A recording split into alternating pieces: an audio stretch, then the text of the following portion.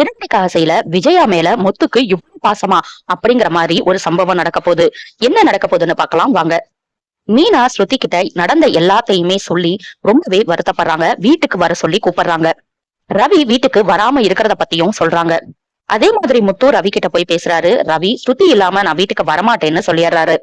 மீனா வீட்டுக்கு போய் நடந்ததெல்லாம் சொல்றாங்க. அவங்க தம்பி சும்மா இல்லாம பணம் இருந்தாதான் எல்லாத்துக்குமே மதிப்பு. நம்ம கிட்ட பணம் இல்லங்கிறதுனாலதானே உனக்கு திருட்டு பட்ட கட்டினாங்க. எப்படியாவது நான் நிறைய பணம் சம்பாதிக்கிறேன் பாருன்னு சொல்றாரு. மீனாவும் பணம் இருந்தா மதிப்பாங்கதான், அதெல்லாம் கொஞ்ச காலத்துக்கு தான். நம்ம உண்மையான மனசோடையும் நல்ல மனசோடையும் இருந்தா மட்டும்தான் நம்ம வாழ்க்கையில ஜெயிக்க முடியும்னு சொல்றாங்க. ஆனா அதெல்லாம் அவங்க தம்பி கேட்கிற மாதிரி இல்ல. இந்த காதுல வாங்கி அந்த காதுல விட்டுட்டு நான் கிளம்புறேன்ட்டு கோவமா போயிடுறாரு. ஸ்ருதி அதுக்கப்புறம் ரவியோட ரெஸ்டாரண்ட்டுக்கே கால் பண்ணி லஞ்சுக்கு ஆர்டர் கொடுக்குறாங்க. இதோட இன்னைக்கு எபிசோட முடிச்சுட்டாங்க. நாளைக்கு என்ன நடக்க போகுதுன்னா, விஜய் என்ன சொல்றாங்கன்னா, ரவி வராம நான் ஒரு வாய் கூட சாப்பிட மாட்டேன்னு சொல்றாங்க.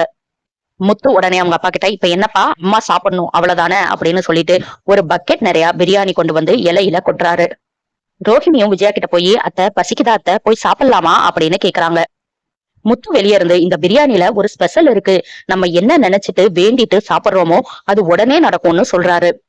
விஜயாவும் வர்றாங்க. அப்புறம் எல்லாருமே ஒன்னா உட்காந்து சாப்பிடுறாங்க. மீனா அதுக்கப்புறம் முத்து கிட்ட, இது வரைக்கும் உங்க அம்மா உங்களை சாப்பிட்டியான்னு கேட்டு கூட நான் பார்த்தது இல்ல, ஆனா அவங்க சாப்பிடாம இருக்கிறத உங்களால தாங்க முடியல அப்படின்னு கேக்குறாங்க. என்ன பண்றது, எனக்கு முதல் வாய் சாப்பாடு கொடுத்ததே அவங்க தானே அப்படின்னு ரொம்பவே ஃபீல் பண்றாரு முத்து. முத்து பாசத்தை விஜயா எப்ப புரிஞ்சுக்க போறாங்கன்னு தெரியல. அடுத்தடுத்து என்ன நடக்க போகுதுன்னு நம்ம பொறுத்திருந்து பார்க்கலாம். இந்த வீடியோ உங்களுக்கு பிடிச்சிருந்தா லைக் பண்ணுங்க, சப்ஸ்கிரைப் பண்ண மறந்துடாதீங்க.